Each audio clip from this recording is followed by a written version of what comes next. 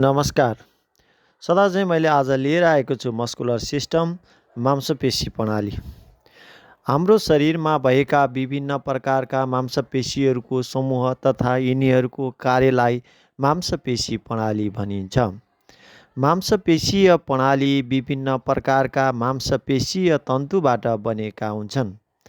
मांसपेशीमा खुम्चन नसक्ने गुण भएकाले शरीरका अङ्गहरू यताउति सजिलै चलाउन सकिन्छ। मांसपेशीले शरीरको आकार प्रकार तथा रूप दिने काम गर्दछ। यही मांसपेशीको कारणले हामी हाम्रो शरीरलाई यताउता चलाई गति उत्पन्न गर्न सक्दछौँ। हाम्रो शरीरको कुल वजनको 40 देखि 50% तौल यही मांसपेशीले ढाकेको हुन्छ। मांसपेशीको अध्ययन गर्ने विज्ञानलाई मायोलोजी भनिन्छ। अब कुरा गरौँ फङ्सन अफ मस्कुलर सिस्टम, मांसपेशी प्रणालीका कार्यहरू। शरीरलाई निश्चित आकार प्रकार दिने कार्य गर्दछ। शरीरका विभिन्न अङ्गहरूलाई गतिशील बनाइराख्दछ। शरीरका महत्त्वपूर्ण अङ्गहरूलाई बचाइराख्दछ। रक्त सञ्चार प्रक्रियालाई नियमित बनाइराख्दछ। पाचन र उत्सर्जन प्रक्रियालाई नियमित बनाइराख्दछ। श्वास प्रश्वास प्रक्रियामा निरन्तर सहयोग पुर्याउँदछ। शरीरका कोषहरूको लागि आवश्यक पर्ने शक्तिको उत्पादनमा सहयोग पुर्याउँदछ। त्यसै गरी शरीरको सम्पूर्ण भार थाम्ने काम पनि मस्कुलर सिस्टमले गरेको हुन्छ। अब हामी जाउँ टाइप्स अफ मसल, मस्कुलर सिस्टमका प्रकारहरू अथवा मांसपेशीका प्रकारहरू। मांसपेशीलाई 3 प्रमुख भागमा विभाजन गरी अध्ययन गर्न सकिन्छ। भोलिन्टरी मसल, जसलाई हामी इच्छाधीन मांसपेशी भनिन्छ। अर्को इनभोलन्टरी मसल, जसलाई हामी स्वाधीन मांसपेशी भनिन्छ। त्यसै गरी कार्डियक मसल, जसलाई मुटुको मांसपेशीहरू भनिन्छ। अझ भन्यो भने मुटु मांसपेशीका प्रकारहरूलाई 2 भागमा विभाजन गरिन्छ। भोलिन्टरी मसल, जसलाई स्केलेटल मसल पनि भनिन्छ, र स्मुथ मसल। त्यही भोलिन्टरी मसल अथवा स्केलेटल मसल र अनि त्यसपछि गएर स्मुथ मसल 2 भागमा विभाजन गरिन्छ।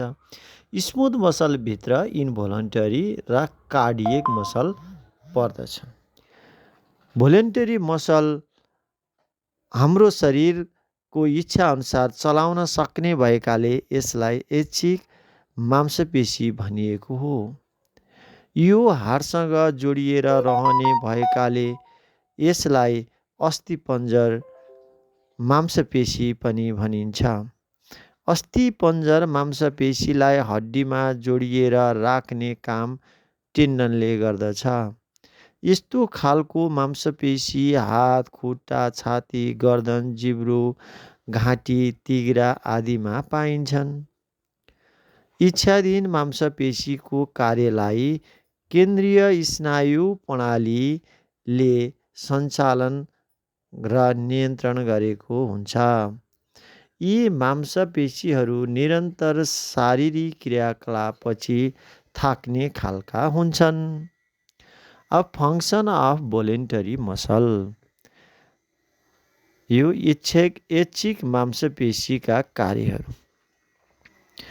गति पैदा गर्नु, शक्ति उत्पादनमा मद्दत गर्नु, शरीरको तापक्रम नियन्त्रण गर्नु, शरीरको आकार प्रदान गर्नु, शरीरको हात खुट्टालाई गतिशील बनाइराख्नु, त्यस्तै गरेर उद्देश्यपूर्ण कार्य र खेलकुद गतिविधि सम्पन्न गर्न मद्दत गर्नु, र अन्तिममा छ शरीरको सुन्दरता वृद्धि गर्नु। अब हामी जाउँ इनभोलन्टरी मसल, जसलाई हामी स्मुथ मसल पनि भनिन्छ। यो इनभोलन्टरी मसललाई हाम्रो इच्छा अनुसार चलाउन नसकिने भएकाले यसलाई अनैच्छिक अथवा हाम्रो इच्छा अनुसार चलाउन नसकिने भनिएको हो। यो मांसपेशी व्यक्तिको इच्छाअनुसार चलाउन नसकिने स्वचालित मांसपेशीलाई नै इनभलन्टरी मसल भनिन्छ। यस्तो मांसपेशी मस्तिष्कको नियन्त्रणमा आफै चल्ने गति उत्पन्न गर्ने भएकाले यसलाई स्वचालित एवं स्वाधीन मांसपेशी भनिएको हो।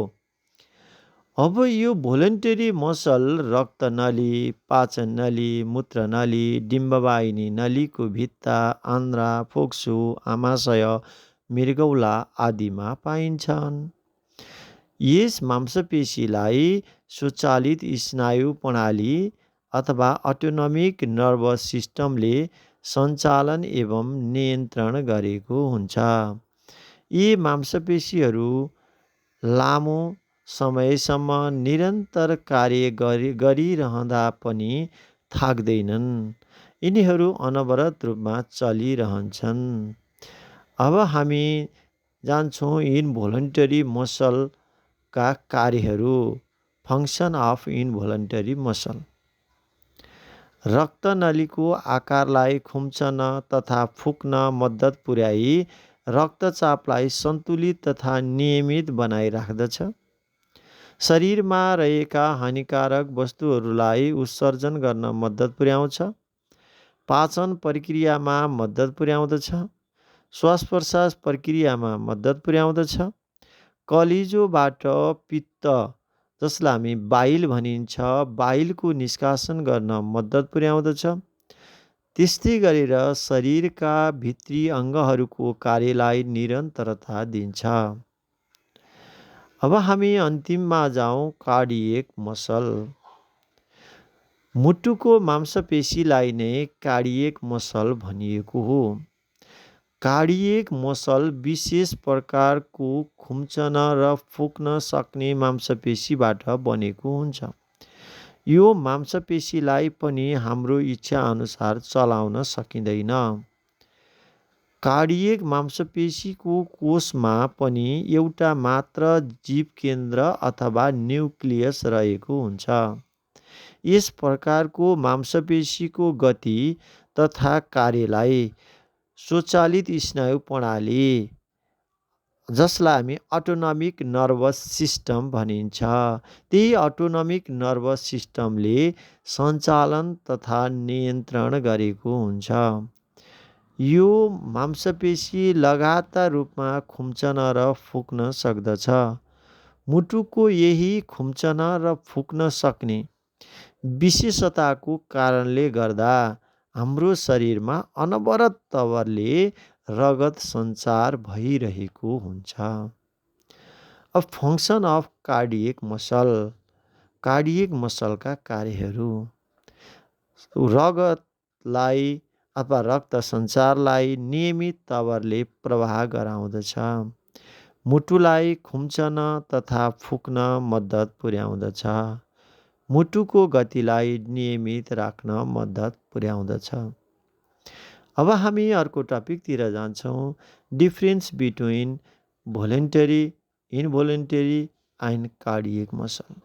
भोलेन्टरी मसल, इनभोलेन्टरी मसल र कार्डियक मसल बिचमा फरकहरू। पहिला छ भोलेन्टरी मसल। भोलेन्टरी मसल हाम्रो इच्छाअनुसार चलाउन सकिन्छ। इनभोलेन्टरी मसल हाम्रो इच्छाअनुसार चलाउन सकिँदैन, यो आफै चलिरहन्छ। कार्डियक मसल पनि हाम्रो इच्छाअनुसार चलाउन सकिँदैन, आफै चलिरहन्छ। भोलेन्टरी मसललाई सेन्ट्रल नर्भस सिस्टमद्वारा नियन्त्रित हुन्छ भने इनभोलेन्टरी मसल अटोनोमिक नर्भस सिस्टमद्वारा नियन्त्रित हुन्छ। त्यस्तै गरी कार्डियक मसल पनि अटोनोमिक नर्भस सिस्टमद्वारा नियन्त्रित हुन्छ। भोलेन्टरी मसल हाडहरूसँग टेन्डनहरूद्वारा जोडिएको हुन्छ। इनभोलेन्टरी मसल हाडसँग टाँसिएको हुँदैन। त्यस्तै गरेर कार्डियक मसल पनि हाडसँग टाँसिएको हुँदैन। इनभोलेन्टरी मसलमा एउटा कोषमा एक भन्दा बढी न्युक्लियस रहेका हुन्छन् भने इन्भोलन्टरी मसलमा एउटा सेलमा अथवा एउटा कोषमा एउटा मात्र न्युक्लियस हुन्छ। त्यस्तै गरेर कार्डियक मसलमा पनि एउटै मात्र न्युक्लियस रहेको हुन्छ। अब भोलेन्टरी मसल बेलना आकारको हुन्छ अथवा गोलो आकारको हुन्छ भने इन्भोलन्टरी मसल किला अथवा स्पाइन्डल आकारको हुन्छ र त्यस्तै गरेर कार्डियक मसल पनि यो बेलना आकारकै हुन्छ। त्यस्तै गरेर इन्भोलन्टरी मसलले कुनै पनि क्रियाको प्रतिक्रिया छिटो देखाउँछ र छिटो थाक्छ। इन्भोलन्टरी मसल आफै स्वचालित हुने भएकोले यसले कुनै प्रतिक्रिया देखाउँदैन र त्यस्तै गरेर कार्डियक मसल यसले तालबद्ध तरिकाले स्वचालित क्रिया देखाइराख्दछ। भोलेन्टरी मसल कडा तथा कसिलो हुन्छ, रिजिड अथवा टाइट हुन्छ भने इन्भोलन्टरी मसल स्मुथ र मुलायम हुन्छ र त्यस्तै गरेर कार्डियक मसल पनि नरम स्मुथै हुन्छ र यो विशिष्ट तथा रेसादार हुन्छ। भोलेन्टरी मसल ढाड, छाती, अनुहार, हात, खुट्टा, पाखुरा, घाँटी, तिघ्रा अथवा जहाँ जहाँ हाड छ हाडमा टाँसिएर रहेका मांसपेशीहरू हुन् भने त्यस्तै गरेर मृगौला, किडनी, फोक्सो, लङ्स, रक्तनली, ब्लड भेसल, पाचन नली, डाइजेस्टिभ क्यानल, मूत्रद्वार नली, युरेथ्रा आदिमा पाइने मांसपेशी हो भने कार्डियक मसल मुटुको बनावट भएको मांसपेशी हो। हस् त यो मस्कुलर सिस्टमको बारेमा तपाईँहरूलाई कस्तो लाग्यो कमेन्ट, सेयर, सब्सक्राइब गर्न नभुल्नुहोला। धन्यवाद।